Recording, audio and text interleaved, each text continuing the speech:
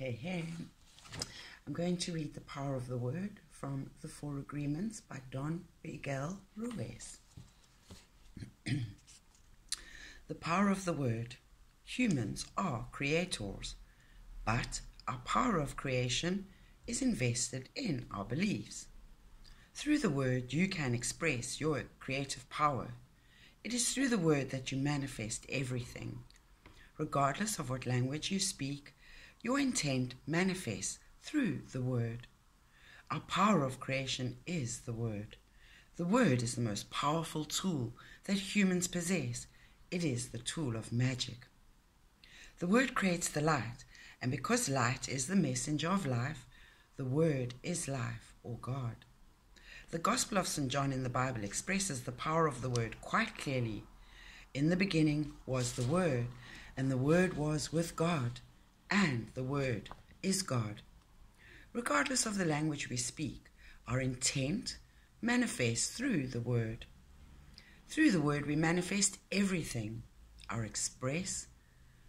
We express our will, our intent, our love, and our faith, which are all the same thing. Let's consider what it means to have faith. Whoever masters faith masters the dream. Why? Because faith is the impeccability of the word.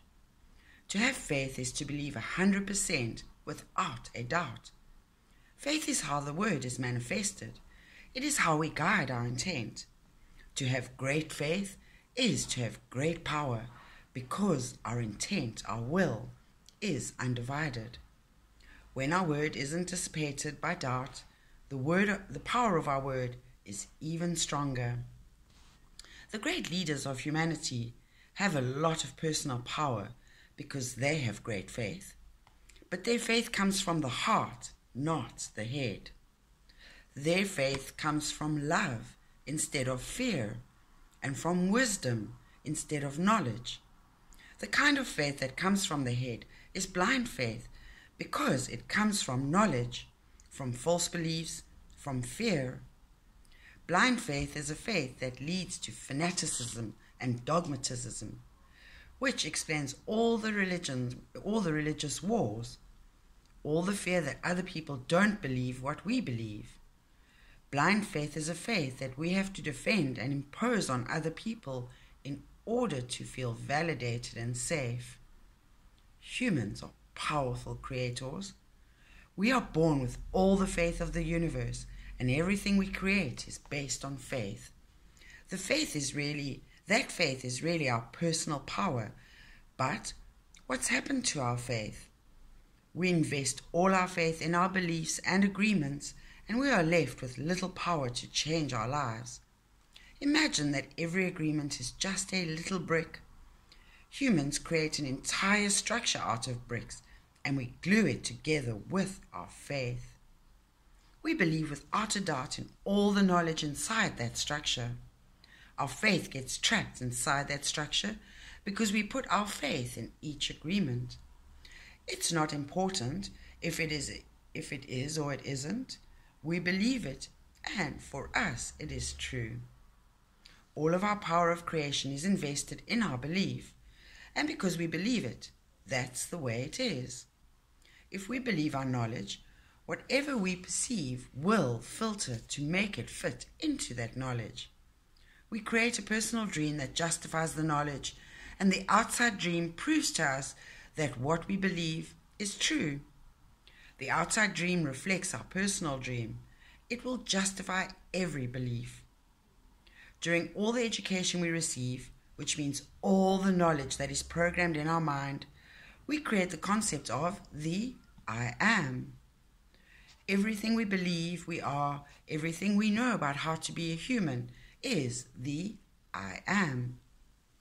The Toltec call this the human form. We are not talking about the physical body, but about our own dream. When we say, I am a man, I am a woman, I am a human, this is my whole reality. Everything is judged by that knowledge, and of course, the dream becomes hell. That is the drama of humanity. The dream of our life is so limited because we take all the power of our creation and put it in a little box. With all our power, we seal the box. And we live inside the box, trapped inside that little box. Well, that little box is the human form. It is our creation, and all our will is invested in that I am. Your faith is so strong that when you believe, I am never going to be this, thy will be done. You are never going to be that. If you believe, I cannot do it, thy will be done.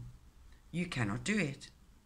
Whatever you believe, you put your faith in that belief, and your faith will make it true. The power of our word is behind every agreement we make. To break an agreement, we need to have at least the same amount of power we use to make the agreement. But we find that we no longer have enough power to break an agreement just because we decide to. The classic example of this is the agreement to smoke. Our reasoning mind can understand that it is not good for us to smoke, and we decide not to smoke anymore. Our mind says, I will not smoke anymore because it is not good for me. Then we open the package, light a cigarette, and keep smoking. We don't want to smoke, and we try not to smoke, but we still smoke. The temptation to smoke is stronger than our will. Or we can say our will and our faith are not yet strong enough to keep our word. Why don't we have enough power to break our agreements? Well, imagine that we had 100 units of power, and we put 4 units of power into the agreement to smoke. In theory, we need at least 4 units of power to break this agreement. But the problem is that the other 96 units of power are already being used to keep all the agreements of our whole reality alive. Then the day we decide not to smoke anymore, we don't have enough power to change the agreement. All of our power has been taken. What happened to the other 96 units of power? Let's look at the way we spend energy. In the 4 agreements, we talked about this example. Imagine you wake up one morning with a lot of energy.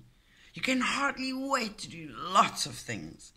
You go to eat your breakfast, and for whatever reason, you have a big fight with your spouse. All these angry words are said, all these painful emotions come out, and after the fight, all you want to do is go to bed and sleep. The fight drains all your energy. To save energy, you need to change your routines, change those agreements. You no longer react with those emotions. If your spouse wants to fight and you don't fight, then you still have that energy. You just eat your breakfast quickly and leave the room. It's up to you whether you will allow yourself to spend all your energy on your emotions. You don't have to be the victim of your emotions. The emotions that drain you are the emotions that come from fear. The emotions that give you more energy are those that come from love. Most people spend all their energy on personal importance, on defending their image, on defending their opinions and what they believe. They spend a lot of energy trying to be right and making everybody else wrong. This nonsense behavior is funny when you see it from the outside, but it becomes a big drama when you are in the middle of it. The drama drains our energy. To believe that we believe, to keep all these agreements alive, we have no energy left. Our power of creation, the word, is dissipated by the big matote in our minds, by all those conflicting agreements we create. The result is that we feel powerless. As we have said, the book of law, even though it isn't physical, creates a strong and rigid structure made by agreements, and we call it a belief system. From a single letter to a whole ideology, everything we believe goes into that structure, and it is almost as rigid as our physical body. The agreements we make control our whole dream, and the structure is so strong that it looks like it's impossible to break. Well, what happens if we start taking bricks from that structure? At a certain point, the whole edifice will collapse, a bit like a Jenga game. And that is what happens when we practice the 4 agreements. The book of law starts falling apart little by little, and at a certain point, it is no longer strong enough to control the dream of our life. The belief structure collapses, and we lose the human form of I am. Just a quick reminder, the book of law is when you are the judge and you start judging yourself, and you are the victim, where you become the victim of your own judgments, and that creates your book of law. When that happens, the dream of our life looks like chaos. It looks like chaos because it is chaos. When we lose the human form, the old order no longer exists. The old dream doesn't govern our life anymore. Our emotions get stronger, the poison starts coming out, and it's a great opportunity for cleansing. Even though it is chaos, we now have a chance to rewrite the book of law and create new agreements with knowledge. If we keep practicing the 4 agreements, we are going to break all those images we created for ourselves. All those images that were projected onto us by our mother and father, our brothers and sisters, our friends, society, everybody. Of course, for years, we've all practiced those images. We create attachments, and those attachments come from our faith. We are so attached to our images, to our beliefs, that if something challenges our beliefs or takes them away from us, it hurts. And because it hurts, even if those beliefs create a life of drama and emotional pain, we resist that change. That is why breaking the belief structure and losing the human form should be gradual and not fast. In certain cases, it can happen fast, but to take off your social masks and lose your images can create a strong emotional reaction. 2020 coronavirus here, where mask enforcement is pretty much universal. In the end, of course, the truth will set you free, but the truth is painful to discover because most of your attachments and resistance to life are not based on truth, but on lies. Losing the human form can be emotionally painful because you are going against your own beliefs. The judge and the victim know you very well and will use anything they can to go against you. If you have a strong desire to change your book of law, it is going to happen, but you cannot expect the change to come without crisis. You are breaking your beliefs, your awareness is expanding, and you are learning your dream in your own way. You have to go step by step. You cannot expect the transformation to happen from one moment to another. In theory, of course, anything is possible. Maybe it is possible to jump from elementary school to college, but you cannot expect that at all. If you lose the human form, then even more things are possible. As you break all those beliefs that tell you what isn't possible, incredible things start happening to you because you don't limit yourself anymore. Even though you're different, people assume you are the same. They hardly notice the change unless you express yourself. But at a certain point, you no longer play their game. You don't take on their addictions, and you don't join in their gossiping. You no longer care so much about their drama, about their anger, their jealousy, because you know they are dreaming. And you know they don't mean it when they tell you something unkind. You love and respect yourself so much that you don't allow other people to disrespect you either. You put boundaries on their wounds, not because you want to avoid them, but because you don't allow that poison to come to you. You don't judge other people, but you don't accept their poison because accepting their poison is going against yourself. Once you lose the human form, you find out that you don't know what you are, and you no longer care about what you are. When you break the image of what it means to be a human, you are no better than a rock, but then nobody is better than you either. In this society, to be human means to be at the top of evolution on this planet, to be superior to other kinds of life in this world, to be superior to cats and dogs, plants and rocks. But when you reach a certain level of awareness, in your mind, you are no longer human from that point of view. To be human is no longer important because you see life from a whole new perspective. You are the same as everything else that exists in the universe. You come from the same source. You are made of the same light. And if you are no better than anyone, and no one is better than you, then where is personal importance? The mastery of transformation is the process of unlearning what you have already learned. If you learn by making agreements, you unlearn by breaking agreements. When you unlearn, that knowledge is no longer in your mind. If that knowledge is no longer in your mind, the voice of knowledge, the parasite, is no longer in your mind either.